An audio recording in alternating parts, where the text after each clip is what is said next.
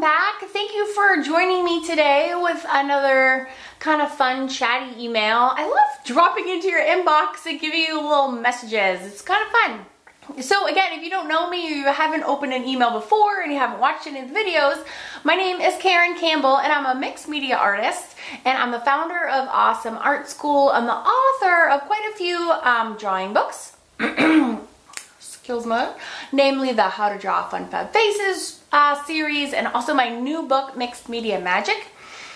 And if you've been following along my different emails, we talked about like overcoming the fear of a blank canvas and getting started kind of no matter how old you are or where you are in your journey. And in one of the emails we made, I hope you made anyways, I made, hopefully you were making one too. We just did like a little collage to get our creative juices flowing and to get past the mental blocks of, not being in the mood to get started. And I thought before we went any further, because tomorrow I'm going to talk about like all the crazy things that you can make with mixed media in my course. And I thought, well, we need to back up for a hot minute and talk about like, what is mixed media? Like, I'm like, oh, I'm Karen Campbell, I'm a mixed media artist, but like, what the heck does that mean? So we gotta talk about that for a hot second. So mixed media, maybe you've heard the term, or maybe you've just wondered about the term. Maybe you've been practicing for quite some time, so you already know what I'm talking about, but mixed media in a nutshell is like a bucket full of fun.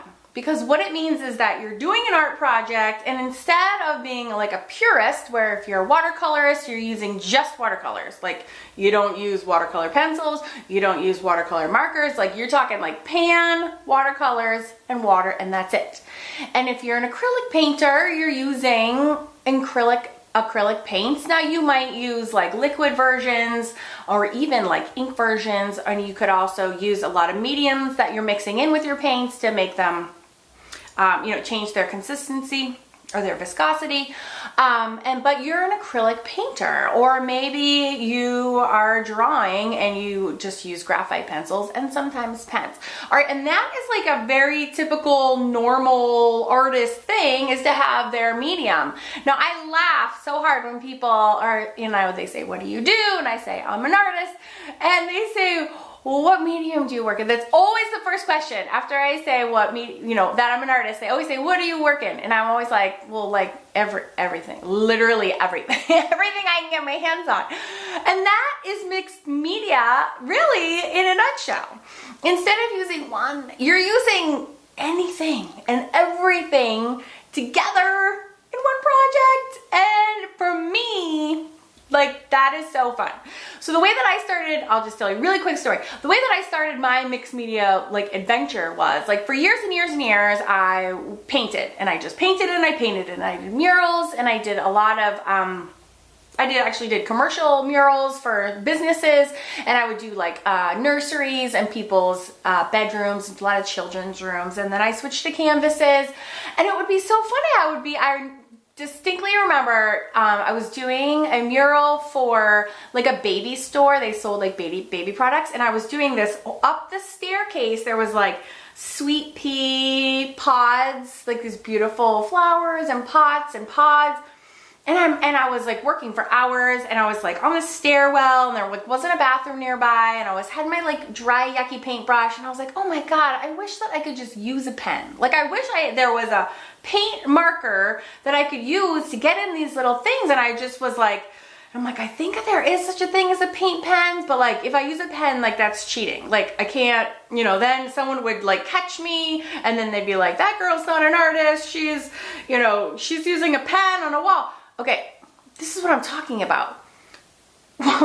Mixed media gives you permission to be a legitimate artist, but like use your tools. Like go out and use the paint pens on the mural and make it kick ass, because you're using the tools that's right for the job, and it's more fun and it's more convenient and it works great, and you get to play and experiment because you have like a million more tools at your disposal to be using. And like, how cool is that? So My job is to get you sucked into the fun so that you can learn how to do this too. So maybe you've dabbled in this before, and maybe you've already been doing mixed media for a long time. Well, I have you covered too, because I have projects in my mixed media magic course that range from like super duper duper to beginner. I have 10 projects through intermediate, and then I have some advanced canvas and art journaling ones too. So it's like literally for everyone who wants to come and have fun with me, wherever you are in your journey. And if you know me or you followed me at all, you probably know that like, even if you've done it all before, you will, without a doubt, be picking up some sort of tip or technique that you haven't tried or you haven't perfected before. And so that's my job, yay! So what we're gonna do in today's email video is we are going to pick up our canvas where we left off 2 emails ago. And if you don't know what I'm talking about, go back to the email, and it is, I think it was 2 ones ago, and it was about overcoming fear with fun. And we are gonna make this, that'll teach you how to make this background. And then today, I'm gonna do a really fun and easy mixed media project, and we are going to take this to the finished product. So are you ready? Now, you can watch the video first so you know what supplies you're gonna need, and we're not gonna go crazy because this might be your first foray into this. But I will also list those in the email itself so you can refer back to the text portion of this. But let's go make a project. Are you ready? And then in tomorrow's email, I'm gonna go over all the projects that I make with you in the Mixed Media Magic course, which is again 10, and they range again from super easy to pretty advanced, but they're there for you kind of, again, whichever that you're interested in. So come along with me and let's get arting. Okay, let's go.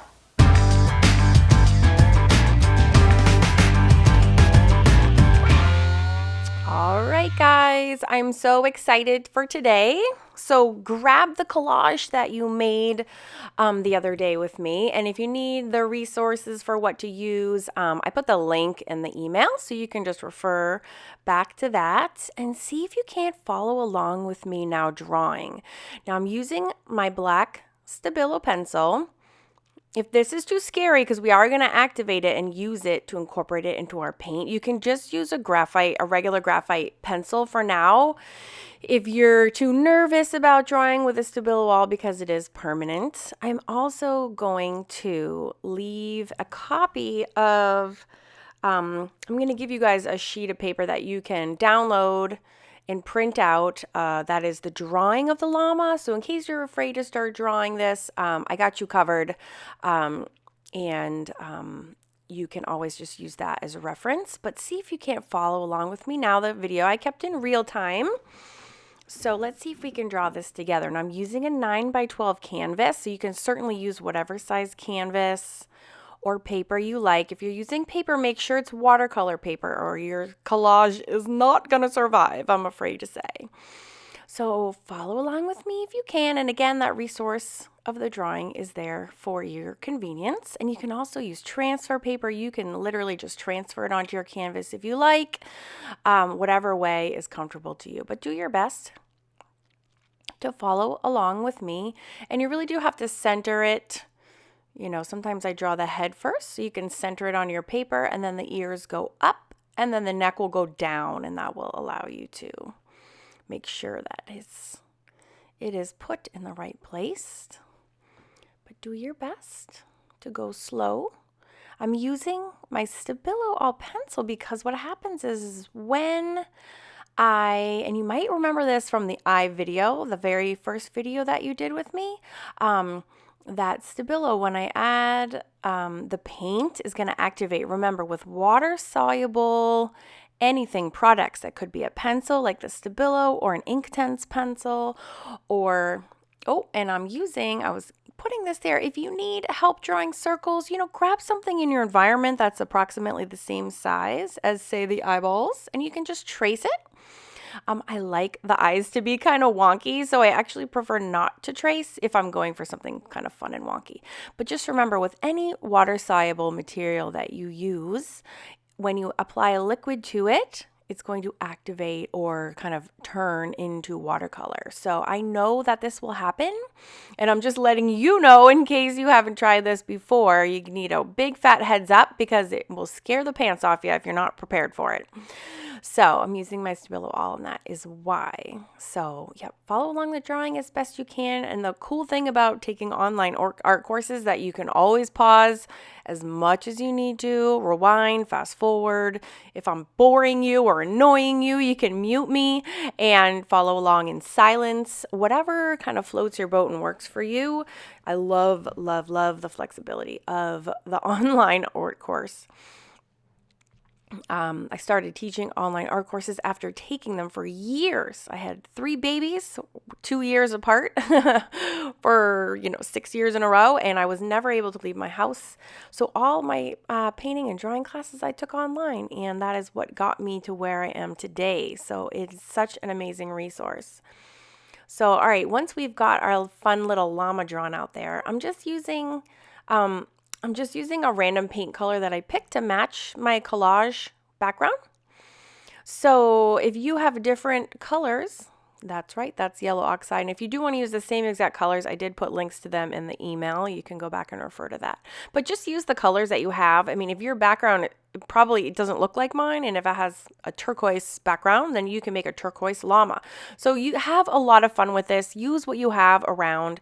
This whole guy is only 3 colors. It's just this main color and then black and white, and that's it. So pick a main color for your llama that makes you happy, and then just grab some black and white that you already have around. Again, links are in the email for your convenience, but seriously, I'm sure everybody has black and white kicking around, plus one other color. So just pick whatever one you like, and I'm purposefully running my brush that has paint on it. I'm running it over the Stabilo lines because I want it to activate. This is like, a grungy background, and I want a grungy, adorable llama. So I'm purposefully dragging my wet brush into the Stabilo, and what it does is it activates the Stabilo, and it gives me like instant shading. It's not like perfectly anatomically correct shading or anything, but it just anytime you have different values going on in a painting or a drawing, you're adding interest, and it just keeps it from being super duper flat. And it's a very easy way to create shading when you aren't that concerned about being super nitpicky and anatomically accurate or super realistic. This is very whimsical, quirky, cartoony little guy, and this just keeps him from being super duper flat. Also gives him that kind of edgy look. So don't be alarmed when your paintbrush kind of gets black. You want to just spread it around, blend it in the wet paint that's already there.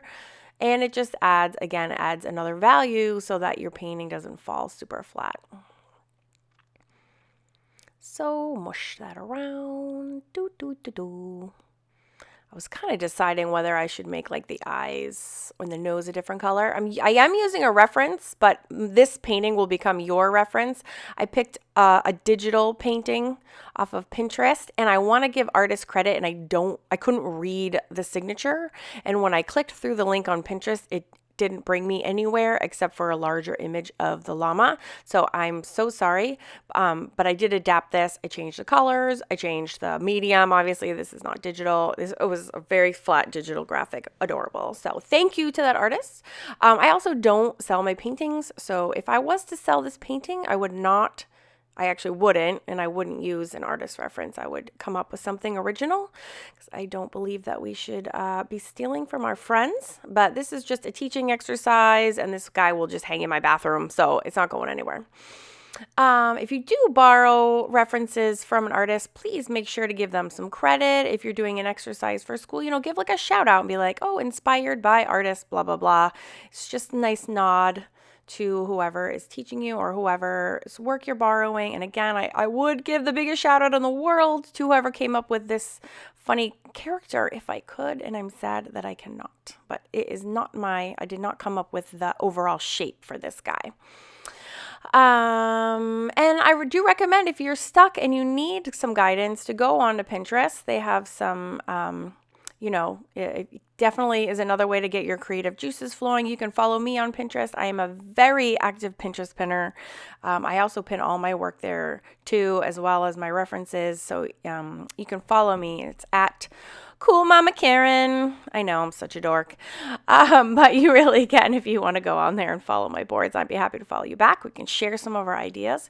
So once all that paint has been spread around, and I try to get it to interact with all my Stabilo so that he's all completely painted in.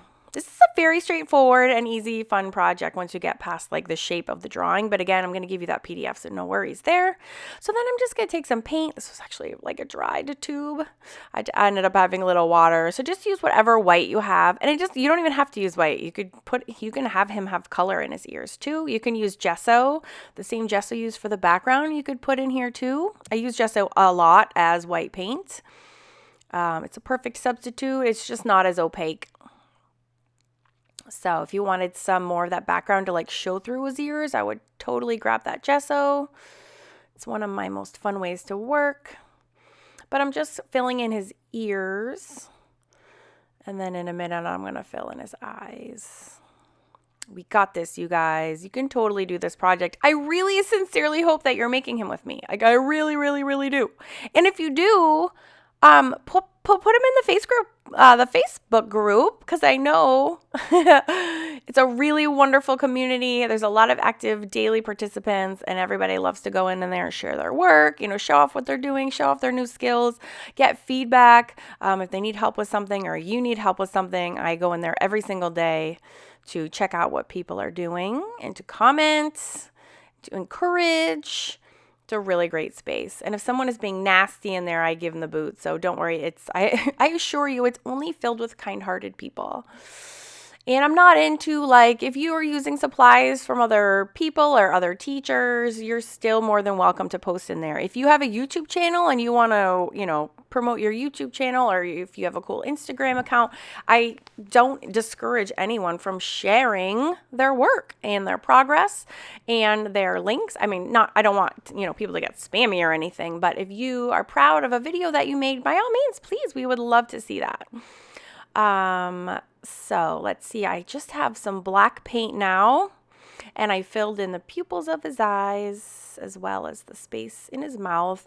And again, I hope you noticed when I was doing the white, I tried to also get the white involved and interacting with the Stabilo as well. And again, it just adds different values to your paintings, and it makes them more interesting and less flat. So filling in the pupils, the mouth, and the nose. Cute little nosy area. And then, you can mess around with this or not. I just added a few kind of like tufts of hair. I had some extra paint on my paintbrush that I'm just flicking into the fur. And just a word on my online classes. Sometimes I do voiceovers like this, where I am doing a project and I'm chatting separately. And a lot of times, but I try to keep them in real time, especially if it's a new concept. A lot of times, and most of the time, I should say probably 80% of the time, in my paid online courses, and this is versus YouTube videos, where a lot of you are probably joining me from, everything is in real time, and I'm talking you through it in real time as I create the work, and that's ideal. This is like a fun freebie coming into your email box. So again, it's a little bit different, but I just want you to get an idea of the differences between my free content and my paid content. There is quite a difference. I mean, I really take the time to explain every little thing, and you're creating with me. And so there is a much bigger difference between what you're seeing on YouTube and what you're seeing when you buy lessons from me online, especially like my beginner modules for Art of Play. Those are all start at the very beginning, and there's a lot of background, and I do demos. I do a lot of demos and with different products too, so that I can show you before you need to go off and buy anything. I try to save you as much money as possible when doing these modules. So I collect alphabet stamps and I have like 52 steps. And unfortunately, I've been collecting them for so long, I ditch the packaging and then I just put these in different Tupperware containers. So I can't tell you where I got this alphabet stamp from. I'm sorry. But I love collecting them. So I have all sorts of different fonts and stuff. My handwriting is terrible. And so my workaround is to use stamps. So I never, ever like handwrite anything, almost never handwrite anything. And oh my gosh, these ones I've used like a million times. The downside of stamping on stretch canvas is that it doesn't print very well. I actually prefer to use canvas panels for this very reason. But again, my workaround for that is I'll just go back and fill it in with my Pitt pen, which is what I'm going to use that next right now. That's just my Pitt pen. I use my Pitt pens. I have them in a million colors, but if you can only buy one, get black, and I would get like flesh tone and cinnamon. Those are the three I recommend because you can do like all of my mixed media girls you'll see me do on YouTube and all my paid courses. I use those flesh tone and cinnamon for all the skin tones, at least for my Caucasian girls. So I highly recommend those, and they're permanent, they're archival, and they're phenomenal. And you can, as long as your surface is dry, your paint is dry under it, you can doodle to your heart's content. And I'm going to Mod Podge over this in a second. The collage elements on the canvas are like poking up everywhere. And this is why I use Mod Podge in almost all my projects. And this is a really like weird quirk of mine that I don't think a lot of other artists use. But when I have these layers and layers of collage, I just feel like they become vulnerable. And see how it's like, there's little loose bits that didn't get glued on properly. If your finger gets snagged on there, it's going to rip and then that will ruin the painting. So I don't like those little loose bits, and the texture is like, it's just very vulnerable because they're not, it's hard to glue them down properly. So I always take the Mod Podge and it is a glue and a sealer and a finisher. And it really is. It's been around for like 50 years and the formula has not changed and it's miraculous. So I put a big heavy coat onto all my mixed media paintings because it seals all the collage elements. It protects everything. It really truly does. You don't have those little bits that are poking out. And it will also activate any last bits of water-soluble materials like Stabilo, or if I had water-soluble marker, or if you're using Neo crayons or gelatos, any products that are water-soluble, it will then activate. And rather than letting that freak me out, like right there, I had a little bit of Stabilo that I hadn't activated fully with my paint. Rather than freaking out about it, I use it to enhance my artwork. So I pull my sponge brush just in the direction of the, whatever it is I'm running my Mod Podge over. And it just adds, again, more value and more interest to my painting. And so that's my style. But you can also get crisp looks for this. You can also, if you get like an edgy smeared look, you can go back over it, which I always do, and doodle on top of it or refine areas that have smudged too much for your liking. You can go back and add another layer on top, and the effect is like super cool. And it's also very like, it looks kind of complicated and sort of like, a mature artist where you have these layers and people look at this and they're like, how did she do that?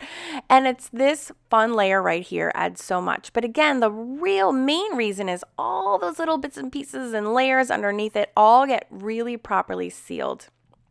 Nice. Now see the smear of his eye. Now you could have a heart attack, right? But what I did is I went back and I tried to kind of smear the other eye. So there's like a balanced look, but it's a real edgy kind of cool look. Now, if you do not like it, and that's okay, I am totally not offended. All you do is just don't use water-soluble materials in your project. So you would just use a regular pencil, or you could use a regular Prismacolor pencil or any colored pencil.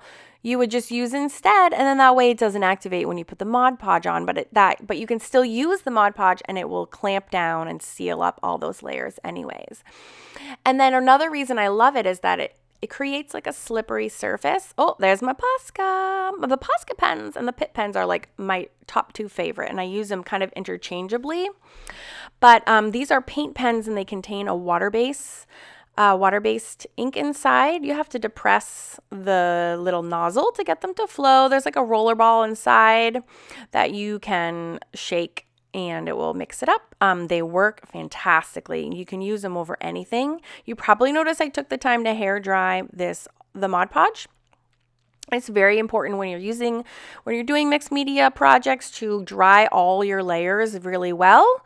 That way you're not ruining any markers or pens or any other media. So just as long as your layers are dry, you're kind of good to go scribble.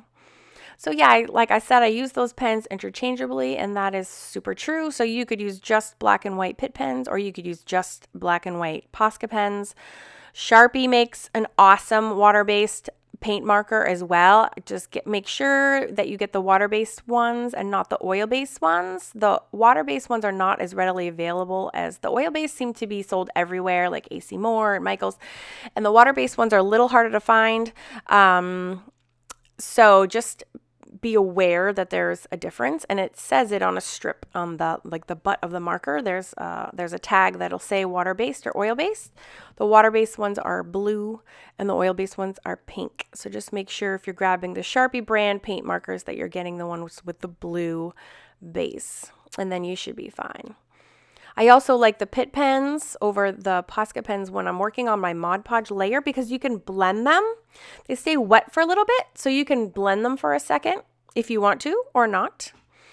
So I'm just outlining his features with my Pitt pen.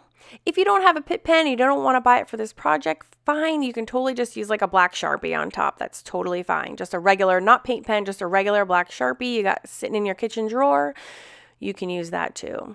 If you could only buy one Posca marker or one Sharpie pen, I would highly, highly, highly recommend buying it in white because those highlights are so fun and they're the most fun thing to add to your projects. I use them for the highlights in the eyes and like this right here. If you shake it hard enough, you can get some really fun paint splatters, or you can use this with a brush as well.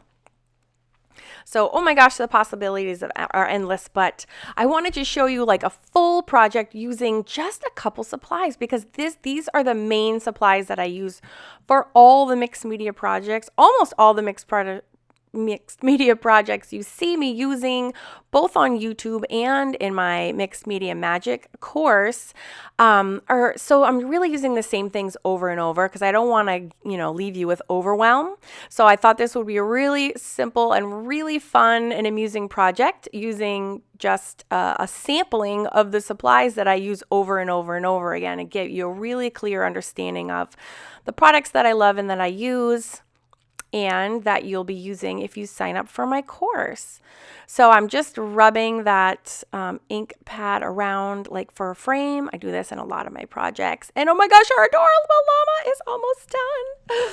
So exciting. So I so genuinely hope that you've enjoyed the eyeball tutorial and learning about my favorite supplies and doing, oh my gosh, this ridiculously silly and fun project with me. If you did and you want to reply to the email, I would absolutely love to hear from you. I will be sending you one more email tomorrow with all the details on the mixed media course. I have a huge bonus that I'm throwing in there with you. So I hope you open the email and check out that video. Of course, I have videos in all of my emails, so to see what I have to say, I'll try to make it short and sweet, but I have a bonus in there to make you up to speed and up and running on your mixed media projects, both with drawing and with the painting part. So I hope you open that email and discover that bonus I have waiting for just you. If you have any questions, please reply to this email. I'm reading all of your responses and I will get back to you as soon as possible.